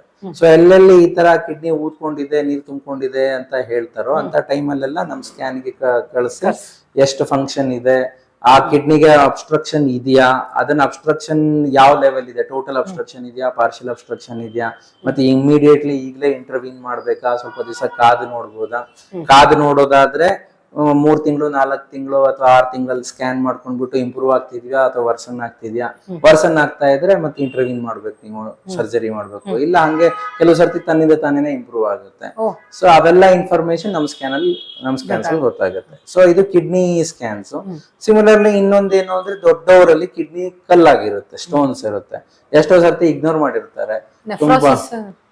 ಸೊ ಕಿಡ್ನಿ ಪದೇ ಪದೇ ಇನ್ಫೆಕ್ಷನ್ ಆಗ್ಬಿಟ್ಟು ಕಿಡ್ನಿ ಶ್ರಿಂಕ್ ಆಗೋಗಿರುತ್ತೆ. ಸೊ ಆ ಟೈಮ್ ಅಲ್ಲಿ ಏನಾಗುತ್ತೆ, ಈ ತರ kidney they act as a source of infection in the ಬಾಡಿನಲ್ಲೇ. ಅಲ್ಲಿ ಆಂಟಿಬಯೋಟಿಕ್ಸ್ ಇಂದ ಎಲ್ಲ ಫುಲ್ ಕ್ಲಿಯರ್ ಮಾಡೋದಕ್ಕೆ ಆಗಲ್ಲ. ನಿಮ್ಗೆ ಯೂರಿನ್ ಎಕ್ಸಾಮಿನೇಷನ್ ನಾರ್ಮಲ್ ಬರ್ಬೋದು, ಮತ್ತೆ ಪದೇ ಪದೇ ಇನ್ಫೆಕ್ಷನ್ ಆಗ್ತಾ ಇರುತ್ತೆ. ಅಂತ ಟೈಮ್ ಅಲ್ಲಿ ಆ ತರ ಕಿಡ್ನಿನ ಉಳಿಸ್ಕೋಬೇಕಾ ಅಥವಾ ಅದನ್ನ ನೆಫ್ರೆಕ್ಟಿಂಗ್, ಅದನ್ನ ಸರ್ಜರಿ ಮಾಡಿ ರಿಮೂವ್ ಮಾಡ್ಬೇಕಾ. ಆ ರಿಮೂವ್ ಮಾಡೋದಾದ್ರೆ ಕಿಡ್ನಿ ಫಂಕ್ಷನ್ ಎಷ್ಟಿದೆ, ಅಥವಾ 10% ಗಿಂತ ಕಡಿಮೆ ಇದ್ರೆ ರಿಮೂವ್ ಮಾಡ್ತಾರೆ ಯೂಶಲಿ. 10-15% ಇದ್ರೆ ಒಂದ್ ಸ್ವಲ್ಪ ಬಾರ್ಡರ್ ಲೈನ್, ಆವಾಗ ಕ್ಲಿಯರೆನ್ಸ್ ನೋಡ್ತೀವಿ ಅಬ್ಸ್ಟ್ರಕ್ಟೆಡ್ ಇದೆಯಾ ಇಲ್ವಾ ಅಂತ. ಸೊ ಆ ತರ ಇನ್ಫಾರ್ಮೇಶನ್ ನಮ್ ಸ್ಕ್ಯಾನ್ ಅಲ್ಲಿ ಸಿಗುತ್ತೆ. ಇನ್ನು ಬರೀ ಕಿಡ್ನಿ ಇನ್ಫೆಕ್ಷನ್ ಆದಾಗ್ಲೂ ಸ್ಕಾರಿಂಗ್ ನೋಡ್ಲಿಕ್ಕೆ, ಎಷ್ಟು ಕಡಿಮೆ ಶ್ರಿಂಕ್ ಆಗಿದೆ ಅವೆಲ್ಲ ನೋಡ್ಲಿಕ್ಕೆ DMSS ಸ್ಕ್ಯಾನ್ ಅಂತ ಒಂದ್ ಮಾಡ್ತೀವಿ. ಸೊ ಇದು ಒಂದು ಮುಖ್ಯವಾದ nuclear medicine gamma camera scan ಕಿಡ್ನಿದು. ನೆಕ್ಸ್ಟ್ ಥೈರಾಯ್ಡ್ ನಲ್ಲಿ ಅದೇ ನಾನು ಹೇಳಿದ್ನಲ್ಲ ಅವಾಗಲೇ, ಹೈಪರ್ ಥೈರಾಯ್ಡಿಸಮ್ ಮತ್ತೆ ಆ ಹೈಪರ್ ಥೈರಾಯ್ಡಿಸಮ್ ಅಲ್ಲಿ 2 ವಿಧ ಇರುತ್ತೆ. ಒಂದು ಥೈರಾಯ್ಡೈಟಿಸ್ ಅಂತ ಹೇಳ್ತೀವಿ, ಅದು ತನ್ನಿಂದ ತಾನೇ 3-4 ತಿಂಗಳಲ್ಲಿ ತನ್ನಿಂದ ತಾನೇ ಸರಿ ಹೋಗುವಂತ ಕಂಡೀಷನ್, ಈ ಕಾಮನ್ ಕೋಲ್ಡ್ ಆದಾಗ ಆದಂಗೆ ಆಗತ್ತೆ ಅದು. ಇನ್ನೊಂದು ಗ್ರೇವಿಸ್ ಡಿಸೀಸ್ ಅಂತ ಹೇಳ್ತೀವಿ. ಆ ಗ್ರೇವಿಸ್ ಡಿಸೀಸ್ ಇದ್ರೆ ಅವ್ರಿಗೆ 1 ವರ್ಷ 2 ವರ್ಷ ಬೇಕಾದ್ರೆ ಮೆಡಿಕಲ್ ಮ್ಯಾನೇಜ್ಮೆಂಟ್ ಅಲ್ಲಿ ನೋಡ್ತೀವಿ. ಅದ್ರದ್ದು ಗುಣ ಆಗ್ಲಿಲ್ಲ ಅಂದ್ರೆ next radio active iodine therapy ಅಂತ ನಮ್ಮ ಹತ್ರನೇ ಕಳಿಸ್ಕೊಡ್ತಾರೆ.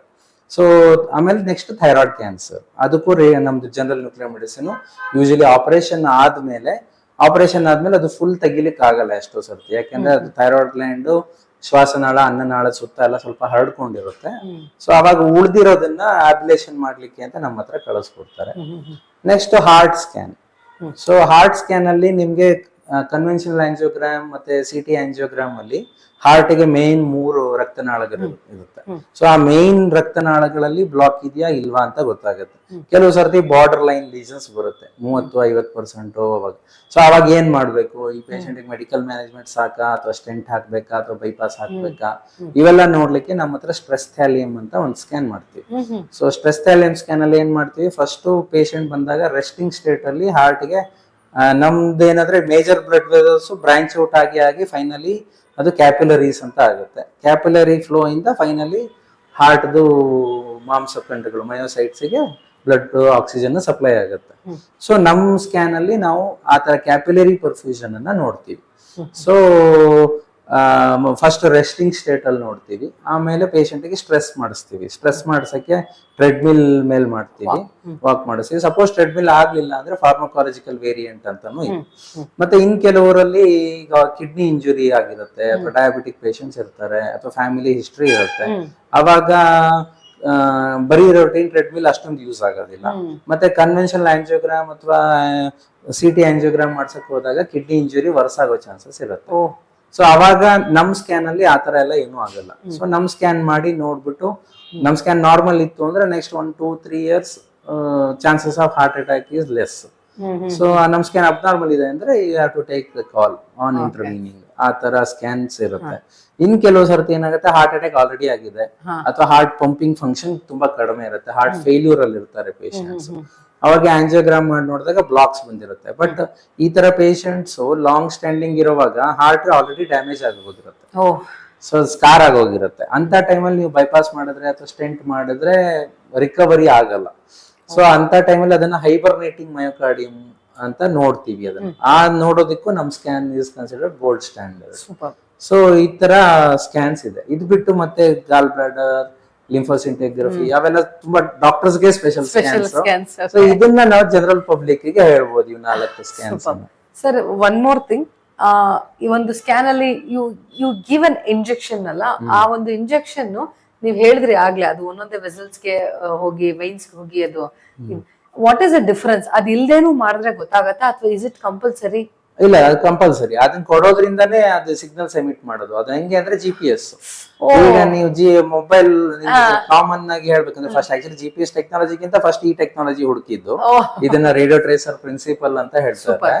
ಸೊ ಇದರೊಳಗೆ ನೀವು ರೇಡಿಯೋ ಆಕ್ಟಿವಿಟಿ ಇಂಜೆಕ್ಟ್ ಮಾಡ್ತೀರಾ, ಅದು ಎಲ್ಲೆಲ್ಲೋ ಹೋಗಿ ನಾವು ಕಾಣಿಸೋದಿಲ್ಲ. ಹೊರಗಡೆಯಿಂದ ನಾವು ನೋಡ್ತಿರೋದು ಒಳಗಡೆ ಆರ್ಗನ್ಸ್ ತಾನೆ, ಸೊ ಹೊರಗಡೆಯಿಂದ ಕಾಣೋದಿಲ್ಲ. ನೀವು ಅದನ್ನ ಕಲರ್ ಹಾಕಿದ್ರು ಹೊರಗಡೆಯಿಂದ ಕಾಣಲ್ಲ. ಸೊ ಅದಕ್ಕೆ ನಾವು ಐಸೋಟೋಪ್ ವಿಕಿರಣ ಶಾಲಿ ಸಬ್ಸ್ಟೆನ್ಸಸ್ ಉಪಯೋಗಿಸ್ತೀವಿ. ಅದು ದೇಹದಿಂದ ಹೊರಗೆ ಬರುತ್ತೆ, ಅದನ್ನ ನಾವು ಸ್ಪೆಷಲೈಸ್ಡ್ ಮೆಷಿನ್ ಅಲ್ಲಿ ಡಿಟೆಕ್ಟ್ ಮಾಡ್ತೀವಿ. ಸೊ ನೀವು ಅದನ್ನ ಉಪಯೋಗಿಸ್ತಾ ಇದ್ರೆ ಹೆಂಗೆ ಡಿಟೆಕ್ಟ್ ಮಾಡಕ್ಕಾಗತ್ತೆ? ಈಗ GPS ಸಿಗ್ನಲ್, ಈಗ ಮಾಡರ್ನ್ ಮೆಡಿಸಿನ್ ಅಂದ್ರೆ ನಿಮ್ಗೆ ಅರ್ಥ ಆಗೋದಕ್ಕೆ ಏನಂದ್ರೆ ಮೊಬೈಲ್ ಇದ್ರೆ GPS ಸಿಗ್ನಲ್ ಎಮಿಟ್ ಆಗ್ತಾ ಇರುತ್ತೆ. ಸೊ ಅದ್ರ ಬೇಸಿಸ್ ಮೇಲೆ ನಾವ್ ಎಲ್ಲಿ ಹೋಗ್ತಿದ್ದೀರಾ ನೀವು ಅಂತ ಹುಡುಕ್ಬೋದು. ಫೈಂಡ್ ಮೈ ಫೋನ್ ಅವೆಲ್ಲ ಈಗ ಇದೆ. ಸರ್ ನಿಮ್ದು ಎಂಡೋಸ್ಕೋಪಿನೂ ಮಾಡ್ತೀರಾ? ಇಲ್ಲಿ ನಾವು ಮಾಡ್ತಾ ಇಲ್ಲ. ಮೈಸೂರಿನಲ್ಲಿ ನಮ್ದು ಇನ್ನೂ ದೊಡ್ಡ ಸೆಟಪ್. ಅಲ್ಲಿ ಅಪಾರ್ಟ್ ಫ್ರಮ್ ಈ gamma camera, nuclear medicine, pet CT, ಥೆರನೋಸ್ಟಿಕ್ಸ್ ಜೊತೆಗೆ ಕನ್ವೆನ್ಷನಲ್ ಎಲ್ಲಾ ಇಮೇಜಸ್ ಇದೆ. ಅಲ್ಲಿ ಅಲ್ಟ್ರಾಸೌಂಡ್, ಎಕ್ಸ್ರೇ, MRI, 2 ತಿಂಗಳಲ್ಲಿ endoscopy, ophthal, DEXA, mammogram, all cancer screening ಟೆಸ್ಟ್ಗಳು, ಆಮೇಲೆ BMD ಬೋನ್ ಮಿನರಲ್ ಡೆನ್ಸಿಟಿ ಎಲ್ಲಾ ಟೆಸ್ಟ್ಗಳು ಬರುತ್ತೆ ಮೈಸೂರಿನಲ್ಲಿ. ಇನ್ನು ಹೋಪ್ಫುಲಿ ಏಪ್ರಿಲ್ 3ನೇ ವಾರ 4ನೇ ವಾರಕ್ಕೆ ಅದು ಸಿದ್ಧವಾಗುತ್ತೆ. ಫ್ಯಾಂಟಾಸ್ಟಿಕ್.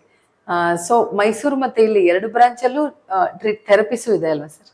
ಥೆರಪಿ ಇಲ್ಲ, ಬೆಂಗಳೂರಲ್ಲಿ ಇದೆ. ಮೈಸೂರಲ್ಲಿ ಪೆಟ್ CT ಮತ್ತೆ MRI, CT, ಅಲ್ಟ್ರಾಸೌಂಡ್ ಇದೆ. ಗಾಮಾ ಕ್ಯಾಮೆರಾ ಮತ್ತೆ ಥೆರಪಿ ಇನ್ನೊಂದ್ 2 ತಿಂಗಳು ಶುರು ಆಗುತ್ತೆ. Fantastic sir, fantastic. ಅವೆಲ್ಲ ಅಡಿಷನಲ್ ಮಾಡಲಿಟೀಸ್. ಅಂದ್ರೆ ಡೆಕ್ಸಾ, ಮ್ಯಾಮೋ, OPG, ಆಮೇಲೆ ಒಂದು advance ultrasound, advance laboratory, endoscopy, ophthal exam, ಕಣ್ಣು ಎಕ್ಸಾಮಿನೇಷನ್, ಇವೆಲ್ಲ ಇನ್ನೊಂದು 2 ತಿಂಗಳಲ್ಲಿ ಮೈಸೂರಲ್ಲಿ ಶುರು. Super sir. ಸುಮ್ನೆ ಒಂದು ಡಯಾಗ್ನೋಸ್ಟಿಕ್ ಅಂದ್ರೆ ಯೂಶಲಿ ತಲೆಗೆ ಬರೋದೇ ಒಂದು blood test. Blood test, urine test ಅಂತಾರೆ. ಅದು ಎಷ್ಟು ಇಂಪಾರ್ಟೆಂಟೋ ಇಷ್ಟು ದೊಡ್ಡ ಟೆಸ್ಟ್ಗಳು ಸಹ ನಮ್ಮ ದೇಹದ ಒಳಗಡೆ ಇರೋ ಆರ್ಗನ್ ಅನ್ನ ಕಾಪಾಡ್ಕೊಳೋಕೆ ಇಂಪಾರ್ಟೆಂಟ್ ಅನ್ನೋ ವಿಚಾರವನ್ನ ತುಂಬಾ ಸಂಕ್ಷಿಪ್ತವಾಗಿ ನೀವು ಎಕ್ಸ್ಪ್ಲೈನ್ ಮಾಡಿದ್ದೀರಾ ಸರ್. ಸೊ ಕಡೆದಾಗಿ ಏನಾದ್ರೂ ನೀವೊಂದು ವೀಕ್ಷಕರಿಗೆ ಮೆಸೇಜ್ ಹೇಳೋ ಹಾಗಿದ್ರೆ ಹೇಳಿ. ವೀಕ್ಷಕರಿಗೆ ಹೇಳ್ಬೇಕು ಅಂದ್ರೆ ಆರೋಗ್ಯವೇ ಭಾಗ್ಯ. ಎಸ್. ಸೊ ಈಗ ನಾವು ಬದುಕ್ತಾ ಇರೋ ಪರಿಸರ ಹೇಗಿದೆ ಅಂದ್ರೆ ಎಲ್ಲಾ ಕಡೆಯಿಂದನೂ ನಮ್ಗೆ ಬೇರೆ ಬೇರೆ ರೀತಿಯಾದ ತೊಂದರೆಗಳಿದೆ. ಅದು ಕ್ಯಾನ್ಸರೇ ಆಗ್ಬೇಕು ಅಂತಲ್ಲ, even diabetes, blood pressure. Diabetes, blood pressure ನ ಈಗ ಯಾರು ರೋಗನೇ ಅಂತ ಹೇಳ್ತಾ ಇಲ್ಲ, ಜೊತೆಗಿದೆ ಅಂತ ಜೊತೆಗೆ ಇದ್ದಾರೆ. ಒಂದೊಂದು ಮನೆಯಲ್ಲೂ India is capital of diabetes, capital of hypertension, capital of heart attacks, ಈಗ ಕ್ಯಾಪಿಟಲ್ ಆಫ್ ಕ್ಯಾನ್ಸರ್ ಆಗ್ತಾ ಇದೆ ನಮ್ಮಲ್ಲಿ. ಮತ್ತೆ ಮುಂಚಿನ ತರ ನಾವು ಕೆಲಸ ಮಾಡೋದು ಕಡಿಮೆ ಆಗ್ತಾ ಇದೆ. ಸೊ ಹಾರ್ಡ್ ವರ್ಕ್ ಮಾಡೋದು ಕಡಿಮೆ ಆಗ್ತಾ ಇದೆ, ವಿಲ್ಲಿಂಗ್ನೆಸ್ ಕಡಿಮೆ ಆಗ್ತಿದೆ. ಮಾಡಿದ್ರು ಅದ್ರದ್ದು ಇಂಟೆನ್ಸಿಟಿ, ಡ್ಯೂರೇಷನ್ ಕಡಿಮೆ ಆಗ್ತಾ ಇದೆ. Of course at this other end exercise freaks ಅವರೆಲ್ಲ ಇದ್ದಾರೆ, ಬಟ್ ಇನ್ ಜನರಲ್ ಕಡಿಮೆ ಆಗ್ತಾ ಇರೋದ್ರಿಂದ ಮೊಟ್ಟ ಮೊದಲನೇದಾಗಿ ಊಟ ಬಲ್ಲವನಿಗೆ ರೋಗ ಇಲ್ಲ. ಸೊ ಒಳ್ಳೆ ಊಟ ಮಾಡಿ, ಒಳ್ಳೆ ಆರೋಗ್ಯಕರವಾದ ಪದಾರ್ಥ ಎಲ್ಲಾ ಮನೆಯಲ್ಲೂ ನಮ್ಮ ಫ್ಯಾಮಿಲಿಗಳಲ್ಲಿ ಹೇಳ್ತಾನೆ ಇರ್ತಾರೆ. ಅದನ್ನ ಫಸ್ಟ್ ಮಾಡಿ. ನಿಮ್ಮ ಆರೋಗ್ಯ ಚೆನ್ನಾಗಿದ್ರೆ ನೀವು ಜಾಸ್ತಿ ದಿವಸ ಆರೋಗ್ಯವಂತರಾಗಿದ್ರೆ ಏನನ್ ಬೇಕಾದ್ರೂ ಸಾಧಿಸಬಹುದು. ಸೊ ಶಾರ್ಟ್ ಕಟ್ಸ್ ಮಾಡೋದು ಅವಶ್ಯಕತೆ ಇಲ್ಲ. ಎಲ್ಲಾರ್ಗು ಮನುಷ್ಯನಿಗೆ 4 ಮುಖ್ಯ. ಒಂದು ಕೆಲಸ, ರಿಕ್ರಿಯೇ, ಮನೋರಂಜನೆ, ಒಳ್ಳೆ ನಿದ್ದೆ, ಎಕ್ಸರ್ಸೈಸ್. ಇದೆಲ್ಲವನ್ನು ಎಲ್ಲರೂ ಒಂದು ಅಡಿಕ್ವೇಟ್ ಪ್ರಮಾಣದಲ್ಲಿ ಮಾಡ್ತಾ ಇರಬೇಕು. ನಮ್ಮ ಋಗ್ವೇದ ಮಂತ್ರ ಇದರಲ್ಲಿ ತುಂಬಾ ನನಗೆ ಆ ಕಾಲದ ಋಷಿಗಳದ್ದು ದೂರದೃಷ್ಟಿ ಎಷ್ಟು ಚೆನ್ನಾಗಿದೆ ಅಂತ ಋಗ್ವೇದದಲ್ಲಿ ಹೇಳ್ತಾರೆ. ಋಗ್ವೇದ ನಮ್ಮ ದೇಶದ್ದು, ನಮ್ಮ ದೇಶ ನಿಂತಿರೋದು ವೇದಗಳ ಮೇಲೆ. ಋಗ್ವೇದ ಅನ್ನೋದು ಓಲ್ಡೆಸ್ಟ್ ಎಲ್ಲದಕ್ಕಿಂತ ಪ್ರಾಚೀನವಾದ ವರ್ಕ್ಸ್. ಅದ್ರೊಳಗೆ ಹೇಳ್ತಾರೆ, ಪಶ್ಯೇಮ ಶರದಶತಂ, ಜೀವೇಮ ಶರದಶತಂ, ನಂದಾಮ ಶರದಶತಂ, ಮೋದಾಮ ಶರದಶತಂ, ಶೃಣಿಯಾಮ ಶರದಶತಂ, ಪ್ರಭ್ರವಯಾಮ ಶರದಶತಂ, ಮತ್ತೆ ಅಧೀನಾಸ್ಯಾಮ ಶರದಶತಂ ಅಂತ. ಅಂದ್ರೆ ನಾವು 100 ವರ್ಷ ನಾವು ನೋಡುವಂತಾಗ್ಲಿ, 100 ವರ್ಷ ನಾವು ಕೇಳುವಂತೆ ಆಗ್ಲಿ, 100 ವರ್ಷ ನಾವು ಚೆನ್ನಾಗಿ ಮಾತಾಡ್ತಾ ಇರಬೇಕು, 100 ವರ್ಷ ನಾವು ಖುಷಿಯಿಂದ ಇರಬೇಕು.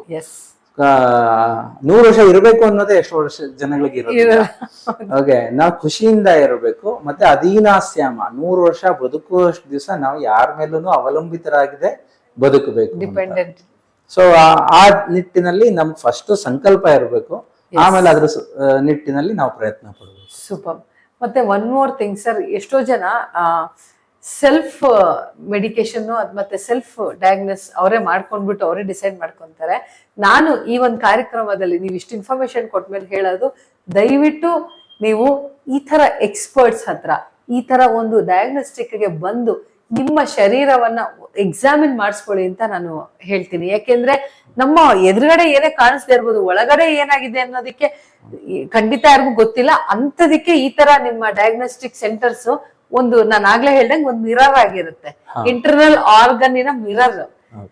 ಇದು ಬಹು ಮುಖ್ಯವಾದದ್ದು. ಇದು ಬರೀ ನಾವು ಫೈನಾನ್ಷಿಯಲ್ ಆಂಗಲ್ ಅಥವಾ ಎಕನಾಮಿಕಲ್ ಆಂಗಲ್ ಅನ್ನೋದನ್ನ ನಾವು ನೋಡ್ಕೋಬಾರ್ದು. ನಾನು ಹೇಳೋದನ್ನ ಫಸ್ಟ್ ಆಫ್ ಆಲ್ ಆರೋಗ್ಯಕ್ಕೆ ನಾವು ಮಾಡೋ ಖರ್ಚು ಬೇರೆ ಎಲ್ಲಾ ಖರ್ಚಿಗಿಂತ ಮುಖ್ಯವಾದದ್ದು. ಆಮೇಲೆ ಎರಡನೇದು prevention is better than cure. ಅದು ಹಳೇದು, ಎಲ್ಲ ಹಳೆ ನಾಣ್ಣುಡಿ. ಸೊ ನಾವು ನಮ್ಮ ಪ್ರಿವೆಂಟಿವ್ ಚೆಕ್ಅಪ್ಸ್ ಬಗ್ಗೆ, ಪ್ರಿವೆಂಟಿವ್ ಮಾಡೋದ್ರಿಂದ ತುಂಬಾ ಮೇಜರ್ ಎಕ್ಸ್ಪೆನ್ಸಸ್ ನ, ಮೇಜರ್ ಖರ್ಚುಗಳನ್ನ, ಮೇಜರ್ ತೊಂದರೆಗಳನ್ನ ನಾವು ಅವಾಯ್ಡ್ ಮಾಡಬಹುದು. ಸೊ ಹಾಗಿರುವಾಗ ಅಟ್ಲೀಸ್ಟ್ ವರ್ಷಕ್ಕೊಂದ್ಸರ್ತಿ, 3 ವರ್ಷಕ್ಕೊಂದ್ಸರ್ತಿ ಮಾಡಿಸ್ತಾ ಇರಿ. ನಿಮ್ಮ ಏಜು, ನಿಮ್ಮ ಲೈಫ್ ಸ್ಟೈಲು, ನಿಮ್ಮ ಫ್ಯಾಮಿಲಿ ಹಿಸ್ಟ್ರಿ ಅವುಗಳ ಮೇಲೆ. ಸೊ 3 ತಿಂಗಳಿಗೆ ತಿಂಗಳ ಮಾಡಿಸ್ಬೇಕು ಅಂತ ಏನ್ ಹೇಳಲ್ಲ. ಒಂದ್ಸರ್ತಿ ಬೇಸ್ ಲೈನ್ ಮಾಡಿಸ್ಕೊಂಡು ಆಮೇಲೆ 2-3 ವರ್ಷದ ಜೊತೆಗೆ ಅಫ್ಕೋರ್ಸ್ ಏನೇ ತೊಂದರೆಗಳಿದ್ರು ಫಸ್ಟ್ ನಮ್ಗೆ ಗೊತ್ತಾಗತ್ತೆ ನಾವು ಸರಿ ಇದೀವೋ ಇಲ್ವೋ ಅನ್ನೋದು ನಮಗ್ ಗೊತ್ತಾಗುತ್ತೆ. ಆ ಸಿಗ್ನಲ್ ಬಗ್ಗೆ ನಾವು ನಮ್ ಜೊತೆ ಸೆನ್ಸಿಟಿವ್ ಆಗಿ ಇರ್ಬೇಕು. ಸೊ ಅವಾಗ ನೀವು ಡಾಕ್ಟರ್ಸ್ ಹತ್ರ, ಎಕ್ಸ್ಪರ್ಟ್ಸ್ ಹತ್ರ ಹೋಗ್ಬಿಟ್ಟು ಈ ತರ ಅವ್ರು ಏನ್ ಟೆಸ್ಟ್ಗಳನ್ನ ಹೇಳ್ತಾರೋ ಮಾಡಿಸ್ಕೊಡ್ಬೇಕು ಅಂತ ಹೇಳ್ತೀನಿ. ಸರ್, ಇಷ್ಟೊತ್ತು ನಿಮ್ಮ ಒಂದು ಬ್ಯುಸಿ ಸ್ಕೆಡ್ಯೂಲ್ ಅಲ್ಲಿ ನಮಗೋಸ್ಕರ ಟೈಮ್ ಕೊಟ್ಟು ನೀವು ಇಷ್ಟು ವಿಷಯಗಳನ್ನ ನಮಗೆ ನಾಲೆಡ್ಜ್ ಕೊಟ್ಟಿದ್ದಕ್ಕೆ ಮತ್ತು ಜನಗಳಿಗೆ ನಾಲೆಡ್ಜ್ ಕೊಟ್ಟಿದ್ದಕ್ಕೆ ನಮ್ಮ ಕಡೆಯಿಂದ, ನಮ್ಮ ಚಾನಲ್ ಇಂದ ಧನ್ಯವಾದ. ಯಾವಾಗ್ಲೂ ನಹಿ ಜ್ಞಾನೇನ ಸದೃಶಂ, ಬುದ್ಧಿಗೆ ಸಮಾನನಾದದ್ದು ಯಾವುದೂ ಇಲ್ಲ. ಜ್ಞಾನ ಮೊದಲು ಇಂಪಾರ್ಟೆಂಟ್. ಈ ಜ್ಞಾನವನ್ನು ನೀವು ನಮಗೆ ಹಂಚಿದ್ದಕ್ಕೆ ಹೃತ್ಪೂರ್ವಕ ಧನ್ಯವಾದವನ್ನ ನಮ್ಮ ಚಾನಲ್ ಕಡೆಯಿಂದ ನಿಮ್ಗೆ ಹೇಳ್ತಾ ಇದ್ದೀವಿ. ಧನ್ಯವಾದಗಳು. ಈ ಅವಕಾಶಕ್ಕಾಗಿ ನಾನು ನಿಮ್ ಕೃತಜ್ಞತೆಗಳನ್ನ ಹೇಳಬೇಕು. ಧನ್ಯವಾದಗಳು. Thank you sir.